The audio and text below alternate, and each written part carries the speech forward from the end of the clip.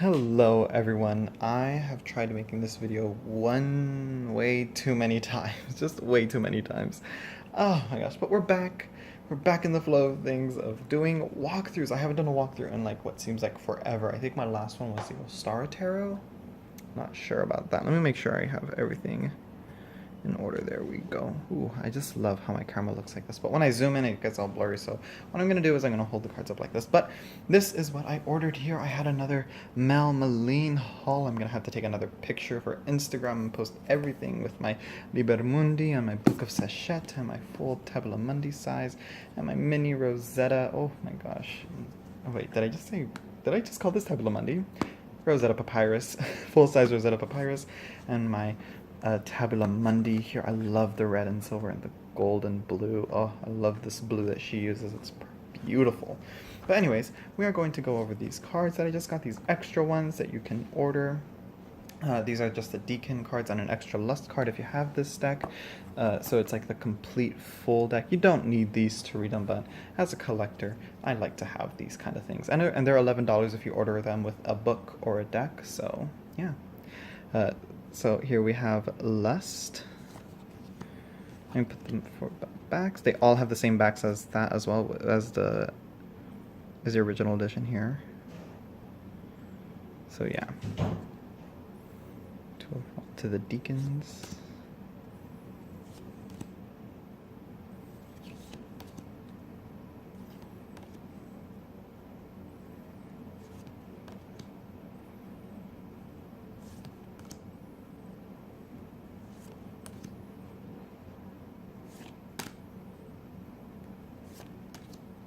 I just heard my nephew wake up right now, so after this I'm gonna have to go jump over there and watch him, because yeah, he's usually okay, but you know. Oh, whoa. That scared me right there, but anyways.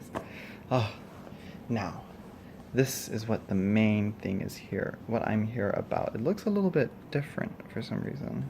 I don't know, like the camera's not really getting looks too dark for some reason. I don't know what it is. Anyways, honestly, I'm sad that I missed out on the Book of Sachet, but you don't have to buy the book and this deck. They're available as an app along with the Tabula Mundi deck as well, which they're all available as such as an app. You can get the book with them as well, with all the spreads and information that is included in there. So yes, you don't have to pay so much as they are here. You can just pay a fraction of the cost. Like, I think they're like $5 each in the Fool's Dog app. So yeah, but I like actual decks. I rarely ever buy tarot apps. So yeah, the only one I have is like the Golden Thread Tarot and the Luminous Spirit Tarot in an app.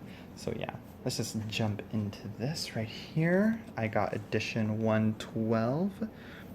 Deck number 112 of the edition, the Papyrus edition by Mel Meline. Oh my gosh, look at that.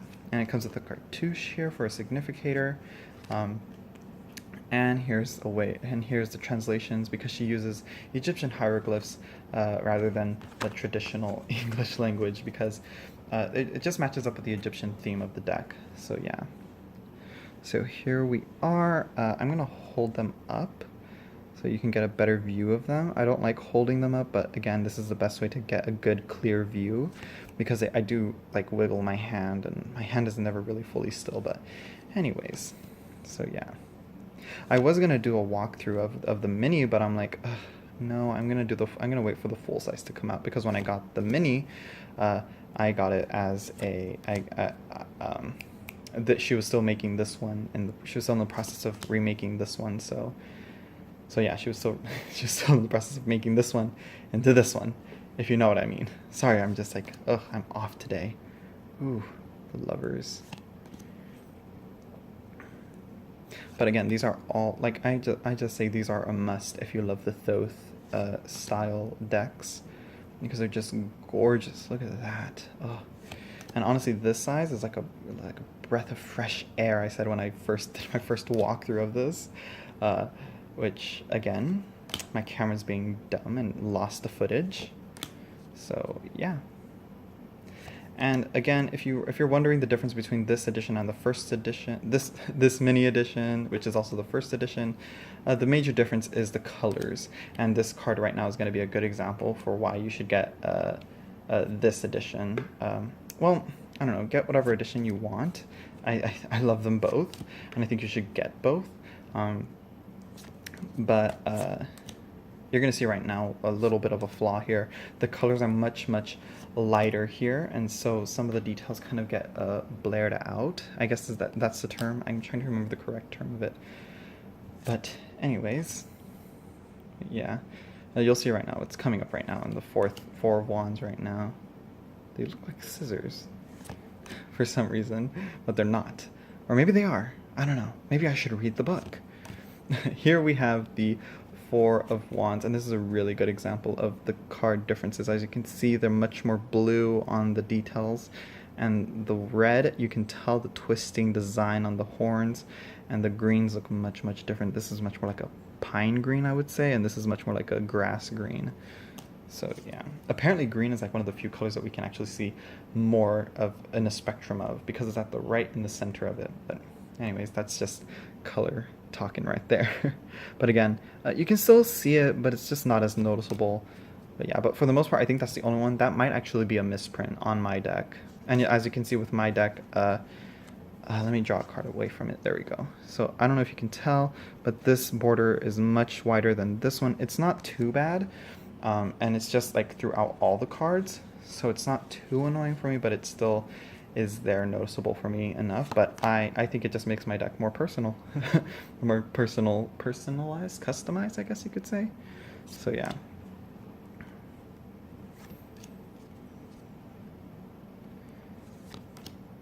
I'm not trying to talk too much because I just spoke so much during the walkthrough of this one, but I don't like flipping cards and just being quiet. I feel like it's really awkward. So yeah, I'm trying to think of what else is on there. Not much else to talk about. This is just the basic Thoth deck. The wands, cups, and swords are pretty much very similar to the Thoth. The Thoth deck, if you have that deck, you'll see a lot of similarities to these, but the coins are where the differences start to pop up, and you'll see right now when we get to the coins. Oh, just gorgeous.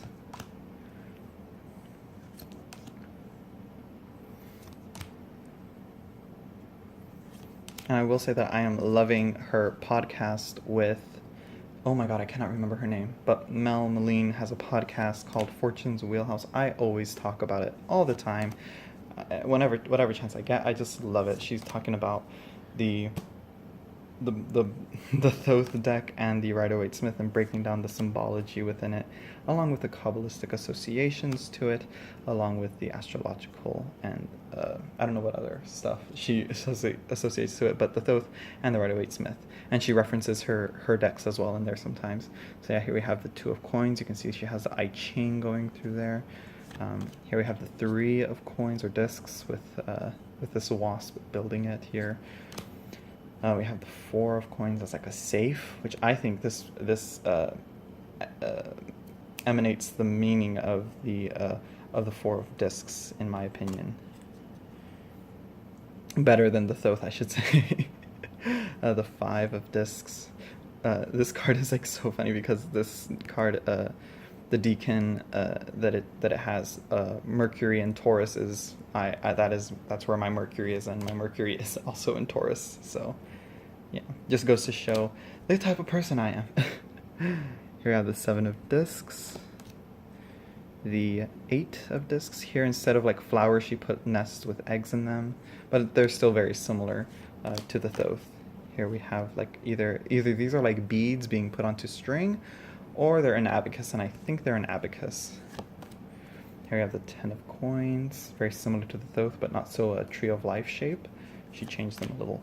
And here we have the quartz here, typical Thoth quartz, very different from the Rider-Waite-Smith, where we start with the Knights, then we go to Queens, then the Prince, and the Princess. And it starts all over again. I love the animal associations into these cards. I think they're so interesting. And here you can really see that it's a shell behind him. I love that. The shell just cut in half. Let me show that again. There's just like a cut in half shell, and I love that look. Oh my gosh. Anyways, we have here and that. Oh my gosh. I wonder what these little dashes are here. They seem to be randomly put in there. I'll have to read the book and find out. And the discs. Oh my gosh. Just beautiful. Beautiful. Beautiful. Okay, so now other things about the deck real quick. So this is actually traditional Llewellyn size. If you have a Llewellyn deck, it is this exact same size, but it is not the same lamination. It is the same lamination as the Wild Unknown and the Fountain Tarot, maybe? No, more Wild Unknown. Or maybe even the A Curious Oracle. I will say they shuffle amazingly. Like this for me, they feel nicer to shuffle upside down with the cards facing this way. But again, that might be weird for some people, and it's still weird to me to this day, even though I've done it for like months now. But it still shuffles nicely, just as nice like this, because it's just as flexible. Oh my gosh, this cardstock. Oh, if I ever print my deck, if I ever print a deck, I'm gonna try and find out what she uses for hers. What else was I going to say? Oh, right. Okay, packaging. I will say I love the boxes, how they look, the aesthetics of them. They look really, really nice. And she does this for all her boxes. But I will say I don't really like them for portability. You know, they're easy to open, you know. Oh, look at that. I got a number right here. I didn't notice that. But, you know, they can easily open with the decks in them, you know. So it's not really secure. Also, it's like, you see how easy that is to fall out. Like, you know, if you're pulling them out of a shelf and they fall and they just make a mess, you know, there's nothing more infuriating than watching a pack of cards fall and just scatter all over the floor. Nothing more infuriating. To me, at least, because then you have to pick them up and you gotta be like, great, this is just fantastic. This is a deck that I paid somehow much money for, you know. But again, if you're careful, you should be good. But, so yeah. But then she also has this edition in a tin, in a smaller size, much, much cheaper. But again, she's having a sale right now. I'm going to link her shop down below so you can buy this stuff if you want to. I'm going to see if I can link her podcast. I don't know how I could, because it is available on iTunes and Google Play, and I think Stitcher was another one that it is. So, yeah. The guidebook seems like it's full of information, just as much as her other guidebook, the Liber Mundi. Oh my gosh, there's so much going on in it. I just love it. The bibliography. I'm obsessed with bibliographies nowadays because I am just like now getting into books again, but not reading them. So I really should get into reading them though. I just ordered 3, and they should be coming in sometime soon. But anyways, I hope you guys enjoyed. I hope that this was interesting for you guys. I hope you guys buy her stuff. I hope you guys support her, like and subscribe, whatever it is. I'm still working on this outro. And I will probably see you guys on Saturday or Monday. Monday for sure.